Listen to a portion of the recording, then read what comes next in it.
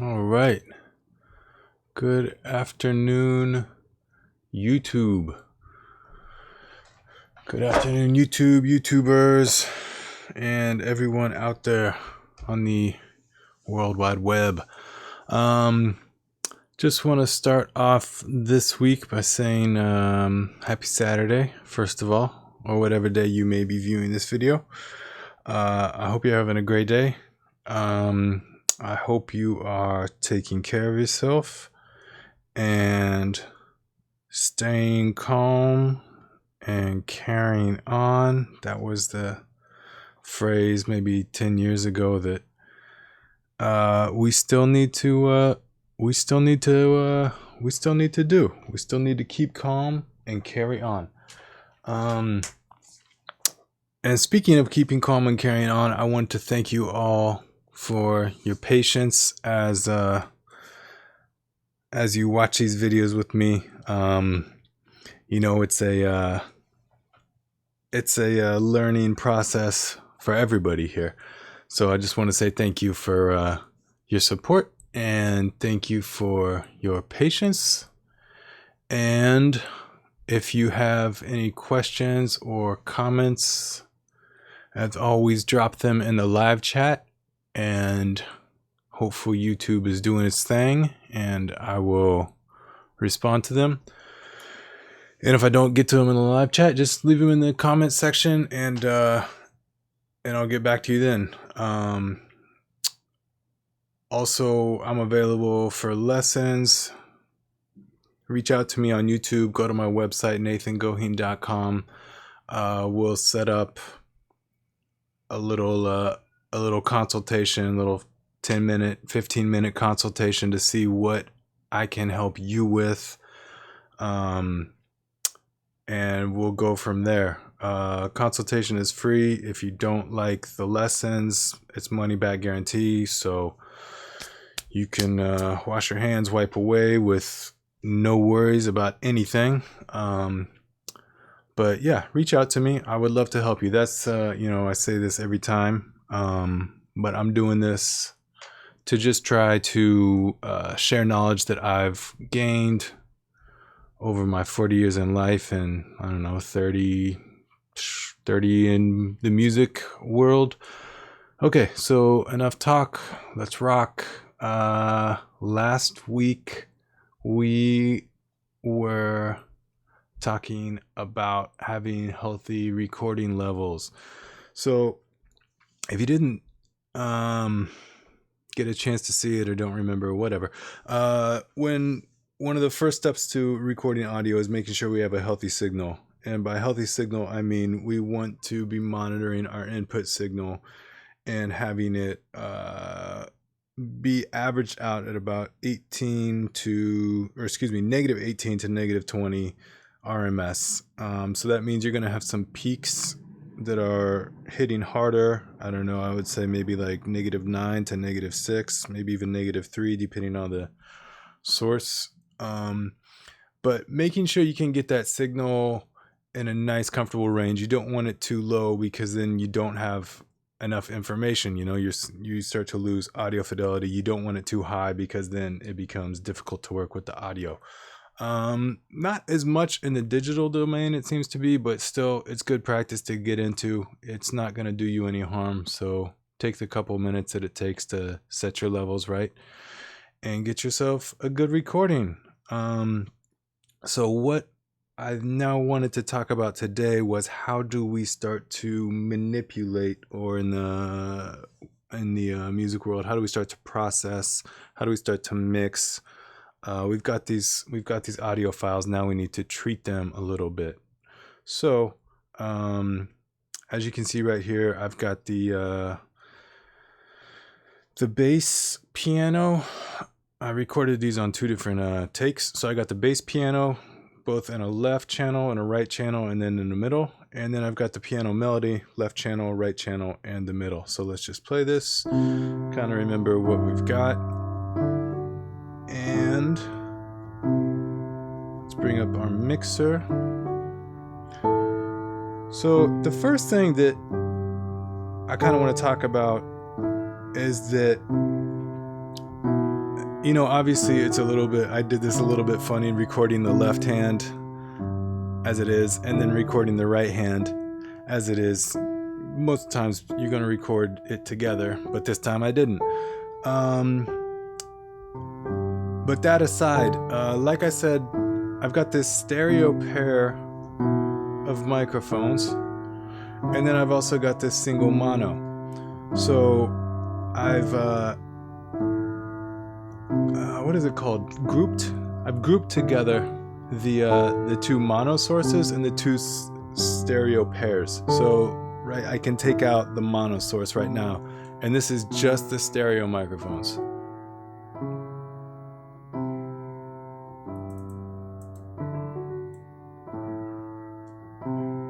There's a little bit more room in this sound, and by room I mean it captures the room that it captures the sonic characterizations of the room that I recorded this piano in, versus this mono mic, which is more closely mic'd to the piano.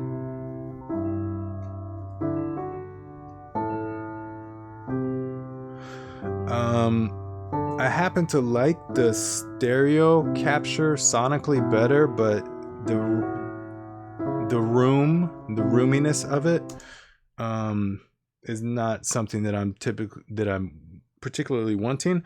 But when you are recording, it's important to experiment and to learn how different things sound. So based on how I just recorded this right now, I learned that I need to position my stereo mics closer to the piano to get out some of that room reverberation sound, which I don't want in there. So experiment. And before we even get into any serious processing, because we've got these two different mic sources, our mono and then the stereo pair, the first process we do is we figure out maybe we don't want these volumes to be equally represented. Let's say we want to take out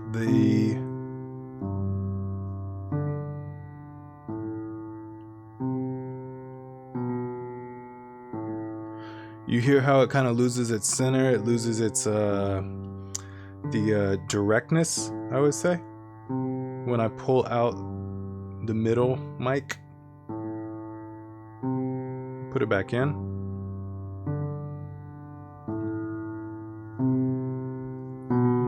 Let's do the same thing with the other ones. Let's bring in these.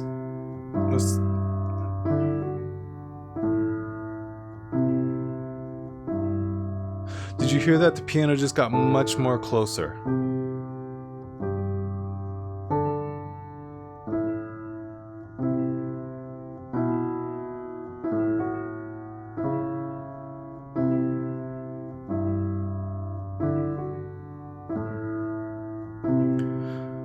So what you're going to want to do is just find your own personal sweet spot of the different mics. And obviously you don't need to record with more than one mic. But if you have the option to, give it a try.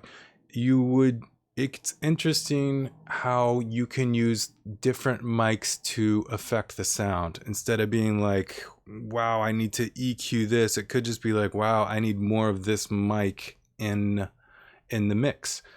Having said that, EQ is definitely a very common way to process the audio.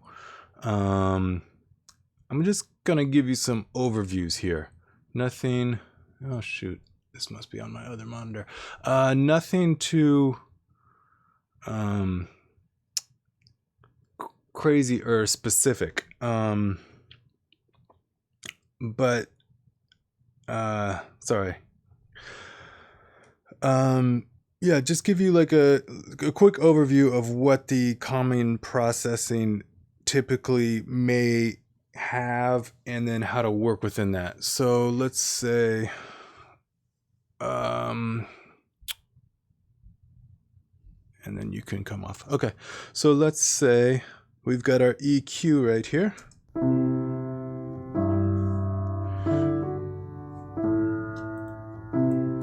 And there's, you know, when I was starting to learn how to figure out what the heck these tools did, the first thing I did for the EQ was I would grab a band, I call these bands, pump it up, and then start moving it around the frequency spectrum, just to get a sense of what does 205 hertz sound like on this.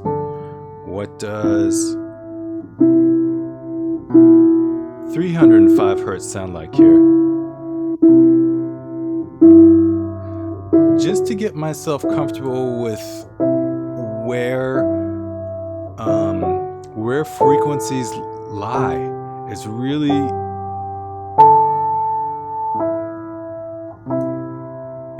informative just to do this, just slow sweeps.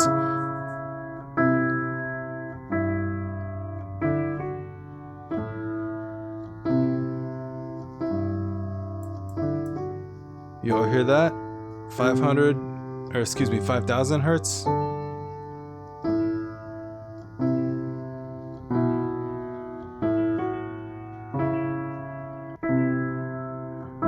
And so this is the, obviously how high or how low it goes is the gain. You can see the little decibels in here. It's taking out 22 decibels. This is called the Q. It just means how sharp the curvature of your filter is. This is a filter that's affecting our sound, and we can either make it a very narrow or we can make it very broad. Let's go ahead and flip this. So when it's broad, obviously it's affecting a wider frequency spectrum than when it's really narrow.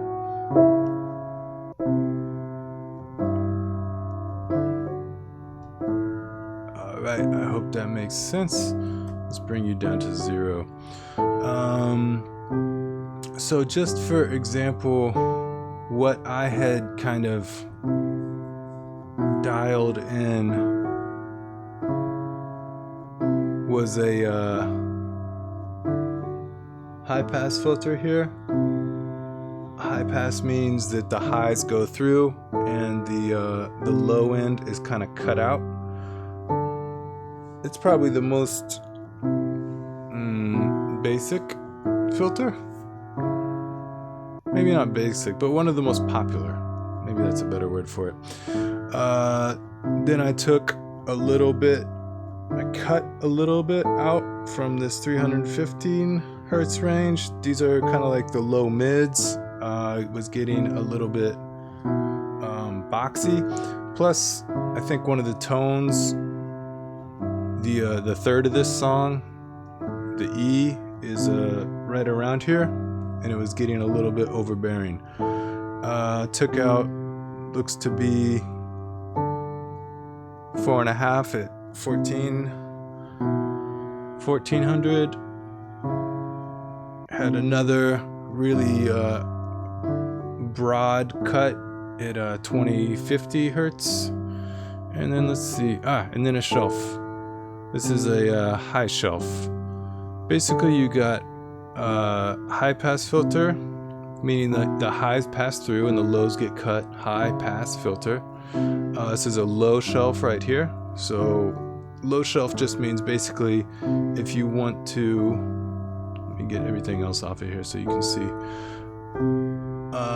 If you want to raise or lower, put it on a shelf. That's kind of the shape that it has.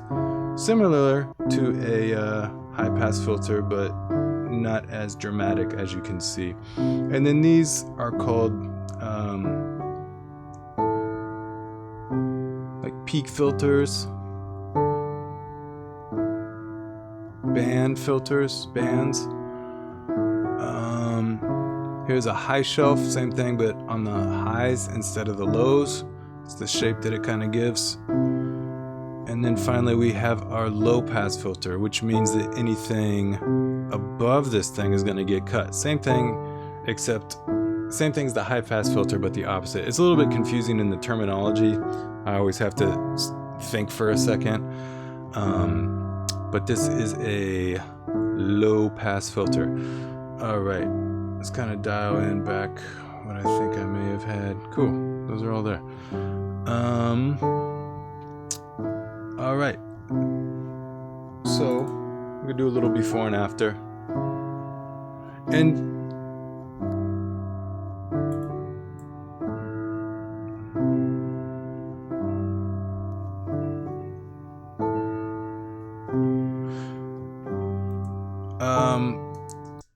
one of the keys to recording is you want to try to get your recording as good as you can possibly get it before you start processing that. Meaning that in the in the recording phase, you want to capture it at the source as good as you possibly can. And I kind of broke this rule, both with the mic placement and with the take that I chose to use. But it is what it is.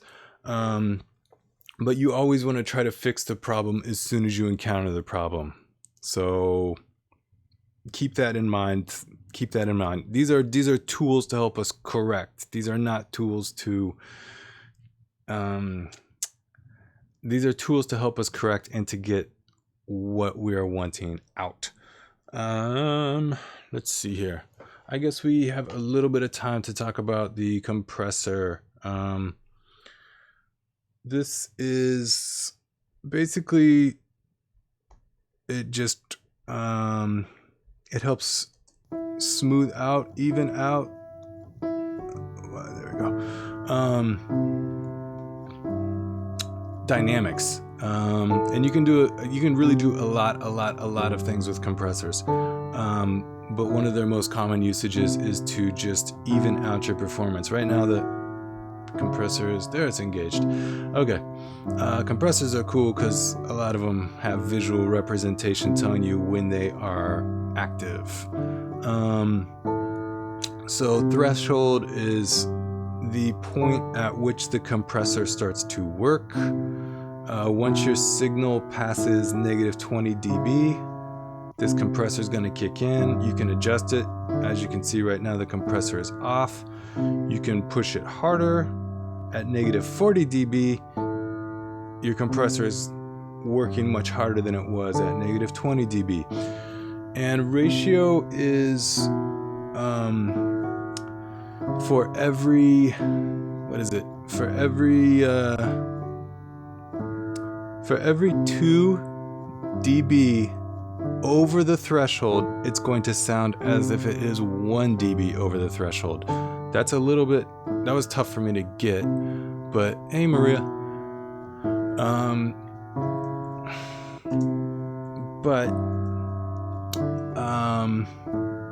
Yeah, just think about it a little bit. For every 2 decibels over the threshold, it's going to make it sound 1 decibel louder. So that's not a big, 2 to 1 is not a big ratio. Once you start getting up into, say, 6 to 1, 7 to 1, 8 to 1, 9 to 1, 10 to 1, this means if you're going over your threshold by 10 decibels, it's going to appear as if it is only 1 decibel. So that's a pretty significant amount of compression. Maybe I'll put this in here. There you go.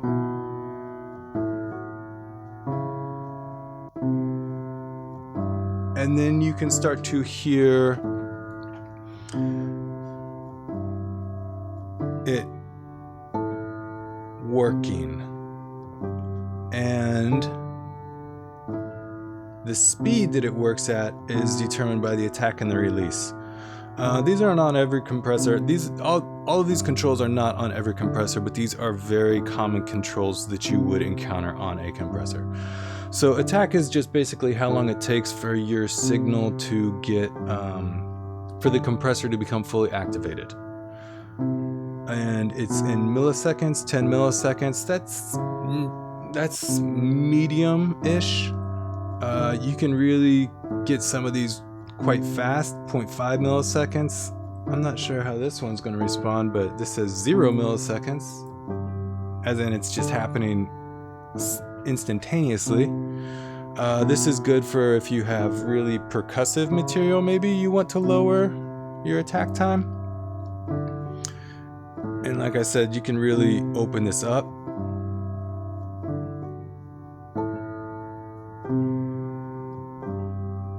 You can really open it up. Give it more of a natural sound.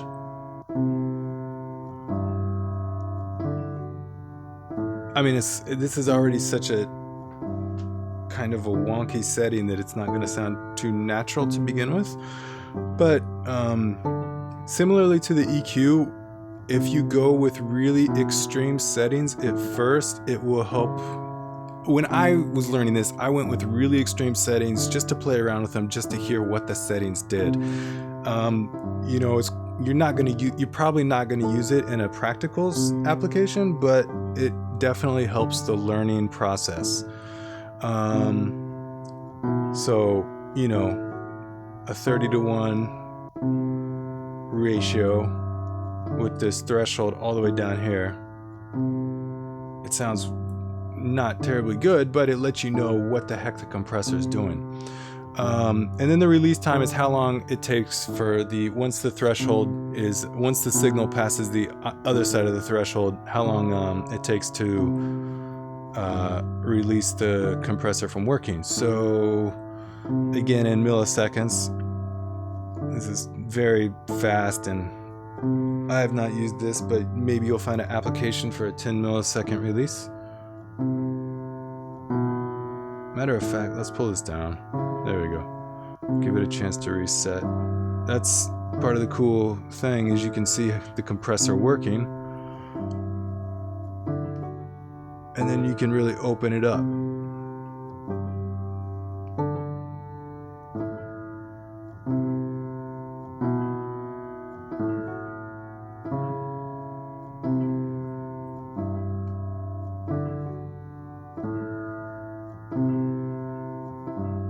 Bring this back down, and then some have an auto release. I guess that's what. Yeah, this is it's an auto release based around my setting of 500 milliseconds, which is half a second. So they're gonna, and this compressor is gonna intelligently figure out what is about 520 milliseconds according to the source material, according to the audio that it is receiving, and then release based on that. And let's bring this back down. This is wonky high.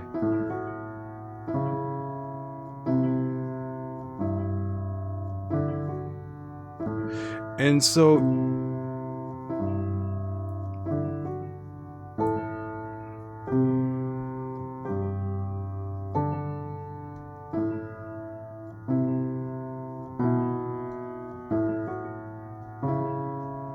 you may hear it as an evening out process. A lot of people say glue. It glues the sound together. I guess that's more in a context. Well, I did record this right hand and left hand separately, so they are a little bit more glued together now. So yeah, that's what's going on with our friend the compressor. And I'm definitely a big fan of working with what you got. I've I kind of broke my own rules, and when I was starting to get into this stuff, I was just like, my mixes sound bad because I have Logic plugins, and that was not the bulk reason of why my mixes sound bad. It's because I didn't understand my tools, and I didn't spend enough time with them learning them.